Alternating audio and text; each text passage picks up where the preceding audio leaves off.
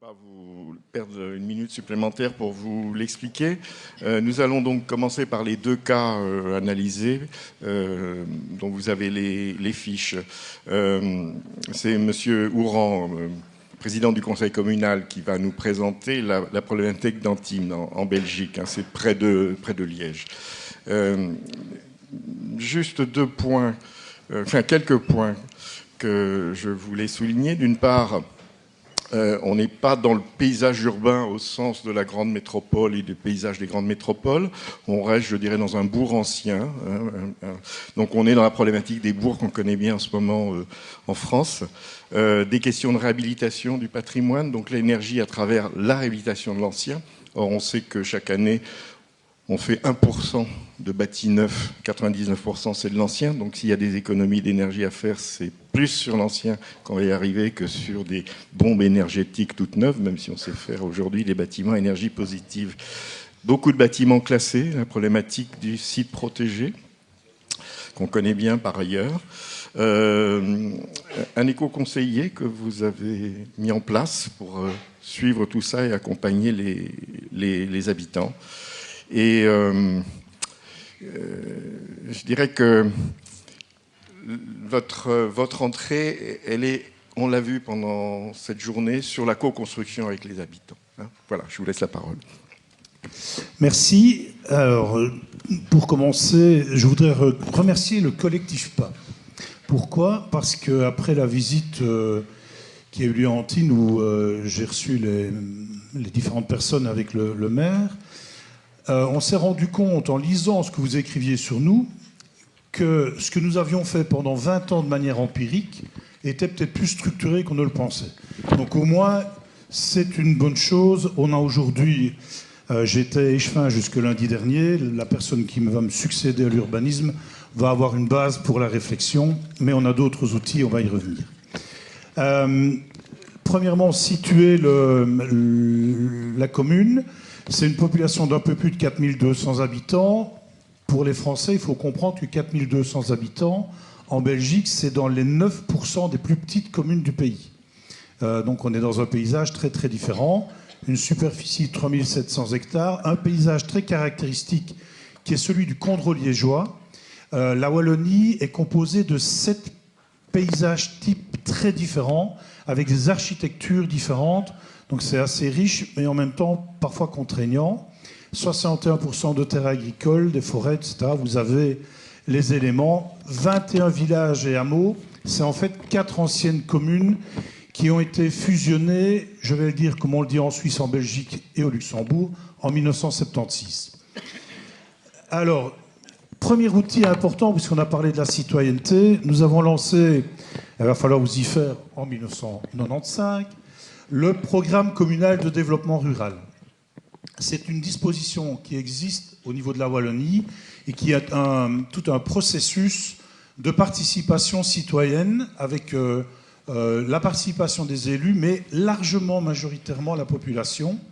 Et nous avons défini, en termes de projet général, de travailler sur notre cadre de vie dans le cadre du développement durable, avec un premier challenge qui était d'accueillir de nouveaux habitants. Nous sommes à la campagne, mais nous sommes à 20 minutes du centre de Liège, à un quart d'heure de l'université et de l'hôpital universitaire qui emploie 5000 personnes. Donc nous avons une population aussi avec un niveau socio-économique relativement élevé. Il y avait un gros besoin en commerce et en services. Je pourrais y revenir. Le respect du bâti existant, on y tenait. Et des paysages, c'était vraiment dans le processus. On a établi un cadre de référence, et je peux vous dire qu'on en a discuté pendant des heures. Comment faire pour renforcer la centralité, qui est une notion très importante maintenant en Wallonie, et c'est le village le plus important, qui est le village titre d'Antibes, avec 30% de la population, tout en conservant le lien social, c'est-à-dire des actions dans tous les villages, des actions publiques, que ce soit des écoles, que ce soit une crèche, que ce soit la maison de l'enfance, la bibliothèque, avec le maintien de l'habitat condrusien, mais aussi la production du patrimoine de demain. Je ne vous parle pas des maisons qui mériteraient une grenade, mais je vous parle d'une vraie belle architecture contemporaine. Donc ça a pris du temps pour mettre tout le monde. Il y a 6 axes de réflexion et d'action. Je ne vais pas les détailler, c'est pour ça qu'ils sont sur le slide. Mais donc là, vous aviez toute une manière de réfléchir l'action qui a amené à la création d'un des outils aussi autorisés par le Code wallon d'aménagement du territoire, de l'urbanisme et du patrimoine, qui a été remplacé entre-temps par le Code de développement territorial, qui est la Commission consultative d'aménagement du territoire et de la mobilité. Les deux notions sont très très importantes. Et là, avec donc c'est un quart d'élu maximum, il y a 6 critères d'analyse qui ont été définis. L'utilisation parcimonieuse du sol, ce qui a par exemple permis que dans la commune, nous avons choisi d'avoir de l'habitat très concentré et d'éviter au maximum les 4 façades. On a accepté en plein centre du village, sur un terrain de 300 mètres carrés, la construction d'une maison. C'est une maison, mais c'est 2 appartements, sur 300 mètres carrés avec 4 places de parking. Donc là, on a vraiment tout un choix. La localisation, le principe de centralité, si vous êtes loin des bus, si vous êtes loin des services, comment ça fonctionne, par exemple pour notamment le logement social. Les aspects de mobilité, je l'ai dit, le bâti environnant, parce qu'une maison, bien souvent en tant qu'échevin, j'ai dû expliquer, elle est très belle votre maison, mais pas là. Quand quelqu'un veut venir nous faire un mât provençal, c'est très très bien en Provence, en plus il aura le soleil, mais chez nous il y a un bâti condrusien, donc il faut le respecter. Autant que faire se peut, puisqu'alors le code arrive. La prise en compte de l'espace public, et le nouveau code prévoit notamment qu'une maison doit être analysée au départ du regard de l'espace public. Et enfin, l'impact paysager. Nos enjeux, c'était sauver le patrimoine, mais il y avait aussi toute une série d'autres besoins. Et ça, c'était vraiment important pour nous, notamment au niveau scolaire. Où l'école devenait trop petite, et la relance du commerce local. Pour l'anecdote, en 2006, il n'y avait pratiquement plus aucun commerce, et l'opposition a eu beau jeu au moment des élections de nous dire la commune devient un mouroir, il n'y a plus de commerce, mais il y a 2 funérariums qui viennent d'ouvrir. Vous allez voir que ça va mieux. Alors, quelles sont les contraintes ? Première contrainte, c'est que le temps réel n'est pas le temps politique. Le projet de Malus dont je vais vous parler, pour lequel j'ai déposé à l'entrée un flyer d'explication, entre le moment où j'en ai parlé avec le maire et l'inauguration cette année, c'est 20 ans de travail. Ça veut dire 3 législatures et demie. Ça donne un peu la proportion. Le problème des financements, donc là nous avons énormément de parties prenantes avec des contraintes administratives. Quand vous êtes dans du patrimoine bâti avec une administration des pouvoirs locaux, leurs procédures ne sont pas les mêmes. Donc il faut parvenir à mettre tout ça de manière harmonieuse pour arriver au bout. Un partenariat public-privé, et puis nous avons un plan de secteur qui est très contraignant, et contraignant dans les 2 sens du terme, c'est que parfois il ferait beaucoup mieux de ne pas être là. Le centre historique d'Antibes, qui est la base de la réflexion, est basé autour de quelques bâtiments. Vous avez à votre gauche le château de la Vourie, terre ecclésiastique moins prestigieuse, nous n'avions que des abbés, pas les papes, pour M. Georgis. Néanmoins, l'abbé, c'était comme le pape, il souhaitait avoir un bel appartement quand il venait, d'où vous avez cette ferme abbatiale avec ce porche monumental, c'était ses appartements. Ça a été transformé au début des années 2000 en 19 logements sociaux. Et quand vous venez dans la cour, je fais toujours le même petit jeu. Quelle est la seule ouverture qui a été faite pour faire 19 logements sociaux ? Une seule ouverture pour transformer le bâti en logement. Vous avez à côté l'ancienne église Saint-Maximin avec des peintures qui datent du début du XVIe siècle. Là, c'est sur le dernier projet. Vous avez la ferme du Pouhon qui a été également réhabilitée en 8 logements sociaux et qui a été prise au niveau des prix de l'urbanisme. Et puis, vous avez la ferme de Malus à votre droite dans l'état initial avant travaux. La situation, nous avons fait... donc, vous avez le centre du village. Vous voyez où se situe le centre ancien avec les différents bâtis et où se trouvent notamment les 2 écoles. Et nous avons fait... Alors ça, c'est le côté amusant. Nous sommes à la campagne. Nous avons fait une opération de revitalisation urbaine.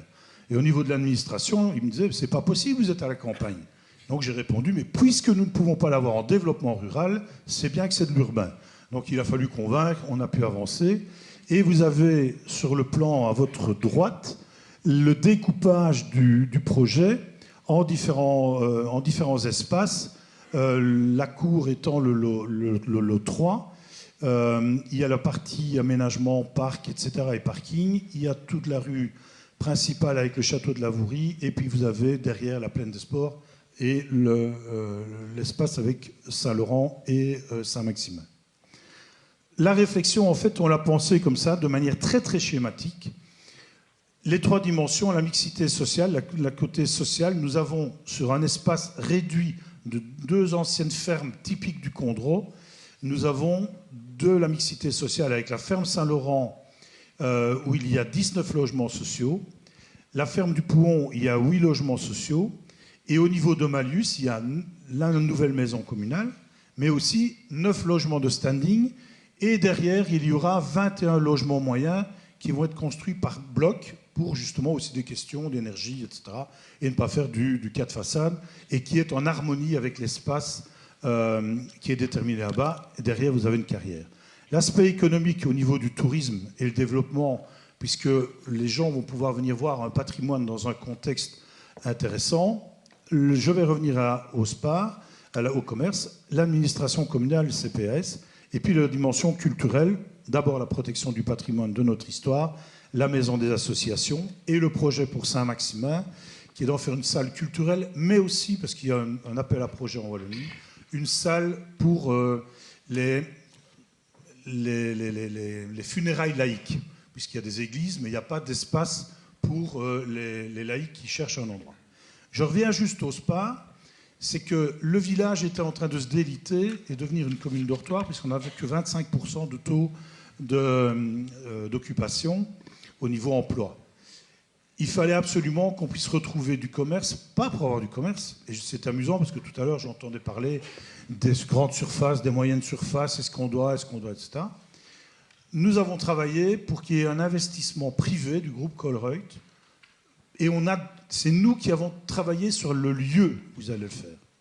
Et le fait que nous allions faire au Malus, que nous redéveloppons du logement en centre de village, ça les a attirés parce que leur zone de chalandise était suffisante.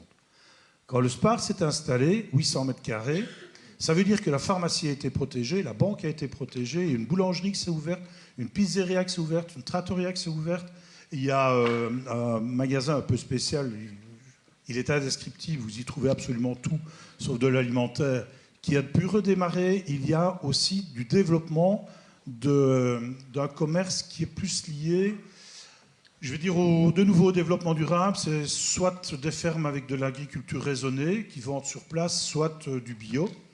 Donc nous avons vraiment, à partir de là, pu relancer le commerce et développer ce concept de centralité, avec un élément extrêmement intéressant, c'est que le commerce, c'est un lieu puissant de lien social. Je dis toujours, quand je dois aller faire mes courses là, ça me prend le double du temps que si je vais dans la commune à côté. Voilà le principe. Alors maintenant, juste en termes urbanistiques, vous avez les photos du haut, c'est ce qui était la ferme il n'y a pas encore si longtemps, et encore par moments l'image de gauche et de droite sont un peu optimistes. Et vous avez la photo centrale, c'est la photo de ce qui est devenu la maison communale. Donc sur la partie gauche et la partie droite étaient classées. On a fait une anastylose sur la partie droite. Et vous avez le résultat final qui est à gauche, avec une maison communale qui est également avec une intervention contemporaine. Et on a pu rehausser, donc on a tous les besoins pour la commune. Et vous avez l'ensemble vu du haut et vu de la partie où on va construire les 21 logements. Juste encore pour dire, par rapport à ce qui s'est dit ce matin, que nous travaillons beaucoup aussi en supracommunalité, sur toute une série d'éléments. À côté de ça, je pourrais vous greffer des projets autour, dont on parlait de l'agriculture, de système point ferme. Donc on travaille beaucoup avec un GAL. Et la participation citoyenne, elle va continuer son prolongement, puisque le développement du RAL, l'opération est terminée, à travers notamment des budgets participatifs à partir de cette législature qui commence. Au niveau de la mobilité, c'est avec le GAL qu'on réfléchit parce que c'est très très compliqué. On a peu de bus. Ils sont surtout centrés maintenant sur les déplacements scolaires. Voilà en gros. Et juste alors pour terminer, quand on voit ce projet, vous ne le voyez pas sur les photos, mais maintenant nous avons dans chaque maison 3 à 4 containers, un pour l'organique, un pour le tout venant, un pour les papiers, les PMC, etc. Vous imaginez dans une cour comme celle-là, avoir devant chacun des logements 4 grandes poubelles de couleur. C'est une horreur totale, et tout le projet esthétique, qu'on peut dire paysager aussi, c'était vraiment un grave problème. Donc, vous voyez la photo du bas au milieu, vous voyez les escaliers qui viennent du nouveau quartier qui va être construit vers les 2 fermes.